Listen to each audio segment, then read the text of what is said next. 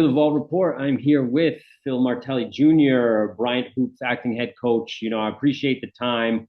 I want to obviously talk about this season. First, I just want to take, if you can take me into the locker room. Obviously, it's been, a lot of things going on the last couple weeks, some changes, but just how's the group doing? You guys ready for this season to get started? Well, first, it's great to be back in the vault with the Vault Master. Always one of my favorites. So you flood my timeline, and I love it. So no, the locker room's been good. I mean, the guys have they've responded well. It's nice to be 19 to 23 and be resilient and kind of maybe sometimes even oblivious to what's going on around you but no, when we're together, it's been business as usual. They've gone about their business every single day.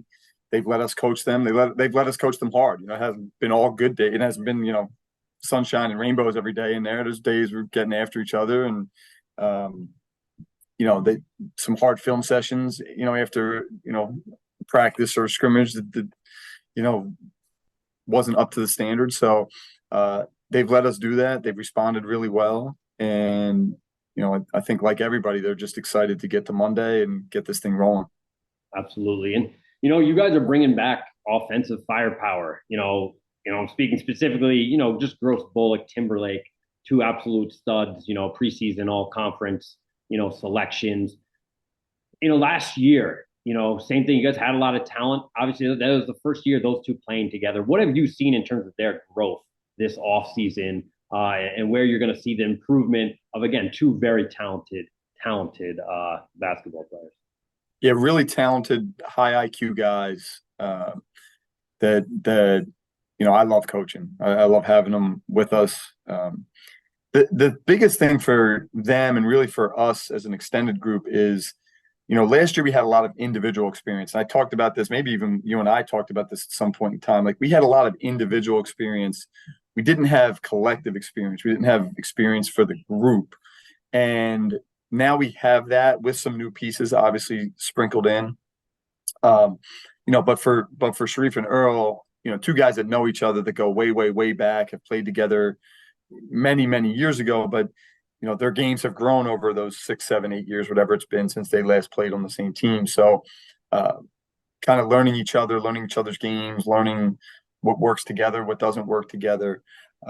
They've really been kind of the catalyst of that, of having that group experience, of really growing that and drawing back on, the things that they went through last year, the good and the bad, the winning at Syracuse and what that looked like and felt like, and, losing some conference games that we probably shouldn't have lost. So, they are able to draw back on that and use that experience.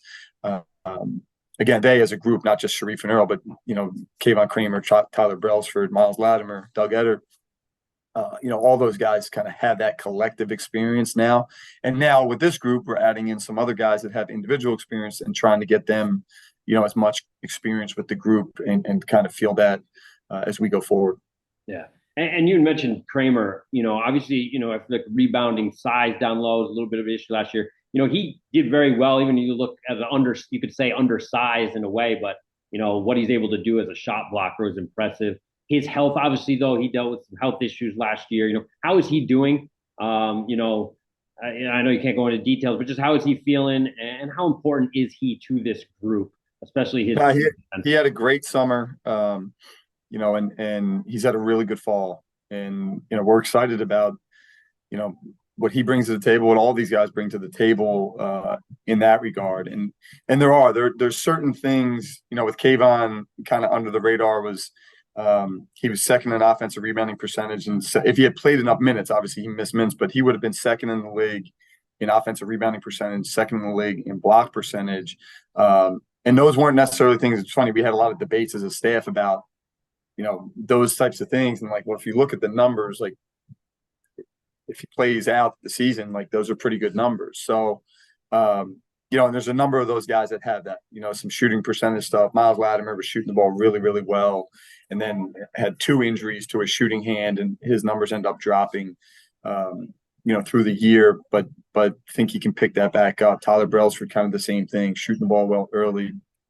His numbers dipped a little bit, late, that I'm like, all right, well, there's something there. If you can do it over 10, 12 games, I think you can push that further this year. And obviously like Doug, he's had some really, really good college years. Last year was not a great year, but he's had some really good college years and, drawing on that experience. And he has shot the ball at a very high clip here, through the fall. So, there's a lot of that, a lot of, I think, reason for optimism with those guys, but obviously we have to do it, starting November 6th and, playing the schedule we're playing. They got to, it's production when we get there. And, I'm confident they can do it. Absolutely. And, I'm not going to go through the whole roster. Obviously, the transfer portal is something that, has played a big part in college basketball. Obviously, with you guys, you've been very successful with that. You lost some pieces, obviously some big production. I would say will go down as one of the best Bryant players, graduating with pride, obviously leaving. You have Walker graduating. You bring in, several guys as well. I was able to stop by practice this offseason. A guy like Withers, Pinzone, what can they bring to the table? And then, too, just kind of the importance of roles and pieces, fitting and how you feel they fit this year. No, I mean, the new guys, we're still blending it together, right? Like there's still that period, especially now in college basketball with new guys and stuff, you're still blending it together. But, I do feel like there's been a bond formed with this group. They fight like cats and dogs in practice now. Like, don't get it wrong. Like they go to battle, but, I've told them after our secret scrimmages, they've gone and battled the other team. And it's one thing to go and amongst yourselves, like, hey, we scrap and we claw and we do all those things. And then you go see another team and you don't do it. And they do it. And that bodes well for us.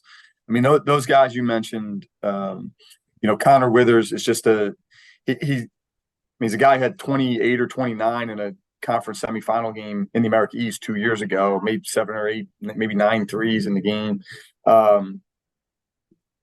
He's played at a high level. Now he was injured for a year, then really played last year, most of the year injured. He's had a really good offseason for us.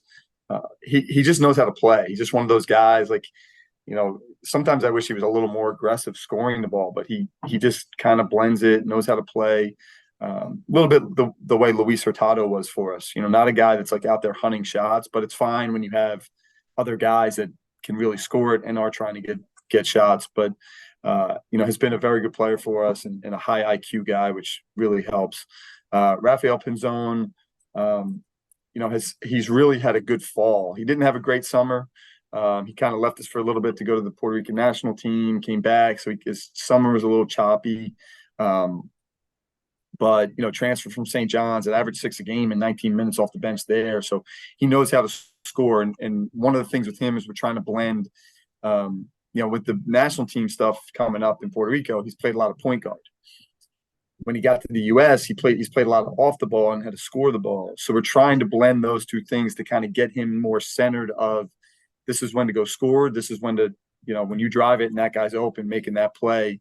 And he's really bought into that, and then trying to get him right defensively too, and really use his length and use his athletic ability, on the defensive end, to be a productive guy on that end.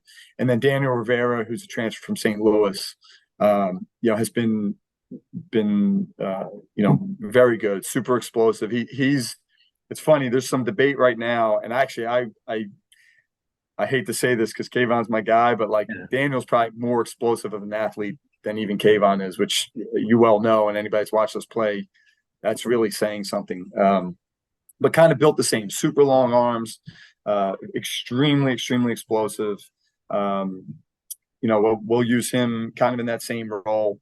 He can play off the bounce too, is good off the bounce and driving the ball and scoring it. And really, he's kind of surprised us with being a willing passer. Not just one of those guys putting his head down and going, but he'll get in there, stop, make some plays for guys. So, it's blending those guys in with the returning group, and trying to use all the little strengths and try to clean up, the things that need to be cleaned up because they're all coming from different places, all coming, haven't been in different roles, than they will be here and have been taught different styles. So, I'm pleased with the progress and, all the while knowing that there's plenty to go.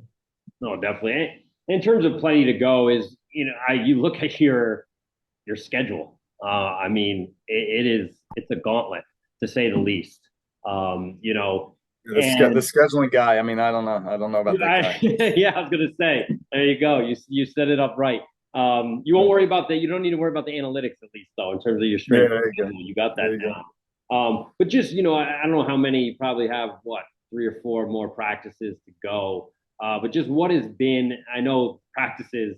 You're never perfect. It takes a long time, sometimes to conference plays. But what are some of the final things that you guys are just kind of trying to tune up? As you get prepared again, you're less than 5 days away from tipping off. Well, a big message for us has not been even X's and O's wise. It's been, our mentality of getting to the next play and moving on to the next play. We did not do a great job of that last year. We'd let something fester, a foul call or a no call or a turnover or a missed shot. We'd let those things fester. And so we've really been harping on that, in practice, on our day-to-day, just our daily stuff. It's just trying to get what's the next thing, what's the next thing, what's the next thing, what's the next thing, and just go on to that. When we've seen outside competition this fall, we've done a really good job of that. We don't always do a great job in practice of it, but we're doing better with it. When we've seen outside competition, we've done a really good job with that. So that gives me hope. But that's something that's going to continue because, and Joe Mahalik, who was a tremendous coach who I worked for at Niagara and ended up being the head coach at Hofstra and is now back at LaSalle as an assistant.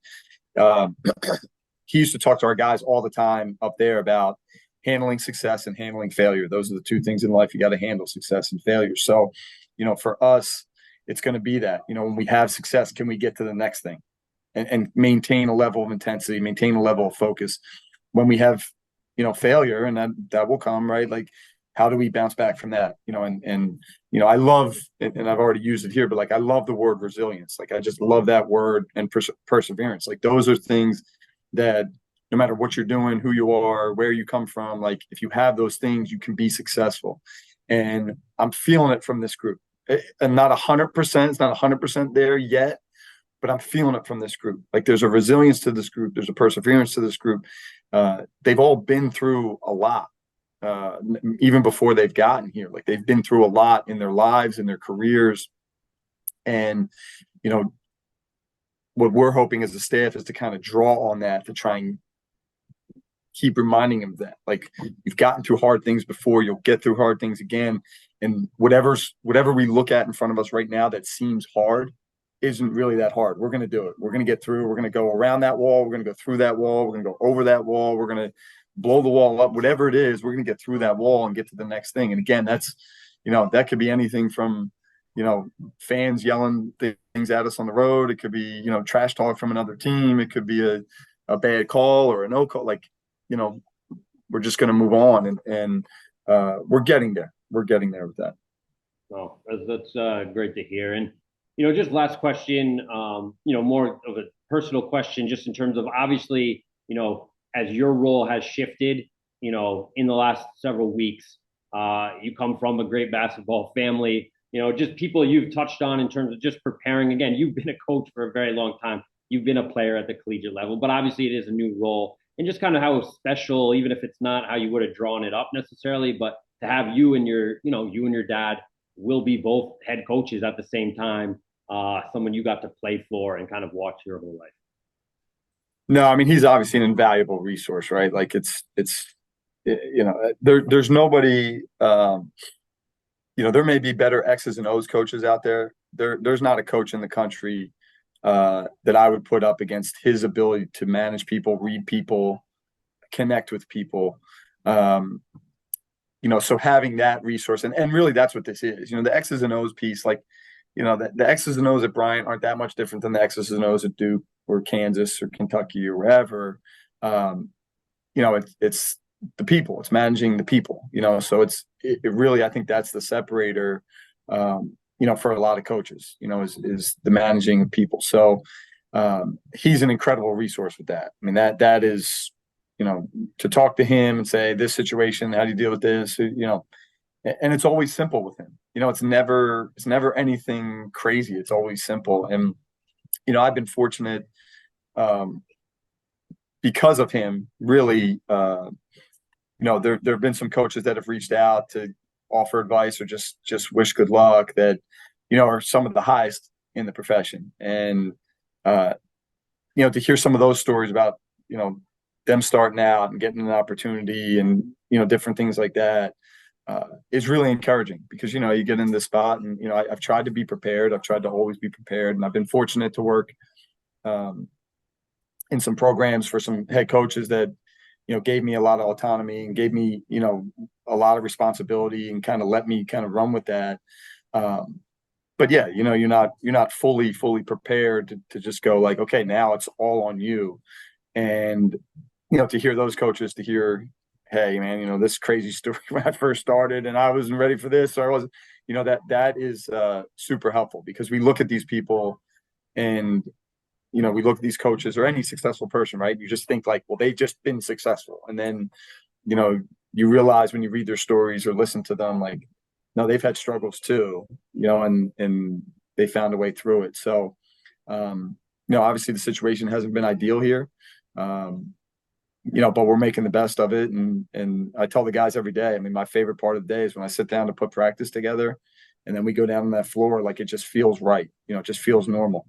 And, it's a credit to them. It's a credit to this staff that we have, and a credit to our administration. Absolutely. Well, listen, I can't wait for this season to get started for you, for Bryant. I'm excited and looking forward to kind of touching base throughout the season as well. I always appreciate the time. I know you have so much time on your hands, so For you, anytime. There's nobody that's been better for, we've talked about this before. No one that's been better for Bryant basketball, for Rhode Island basketball, for A10 basketball, for Big East basketball, for college basketball in general. I mean, the stuff you've done and every once in a while I go back to listen to the John Chaney stories and, Dan Leibowitz and his stories about John Chaney and my dad and the other guys, like, that stuff that you've done is, and truly putting it in a vault, for so many people and, generations to come, that will be able to look back and, these younger guys, they don't know how unique John Chaney was, but you can go watch those stories and they don't know about, that Rhode Island team that you highlighted. That was such a, I saw them up close and personal. They were an incredible team, and there's so many of those stories out there in college basketball that, can get lost or in past would get lost that, you're keeping alive and keeping those memories and those stories alive. And, there's so much benefit for everyone to hear them. So always appreciative of you and what you do. I appreciate it. Wait until the 10-part documentary on the Martelli family. That's Oof. one I can't wait.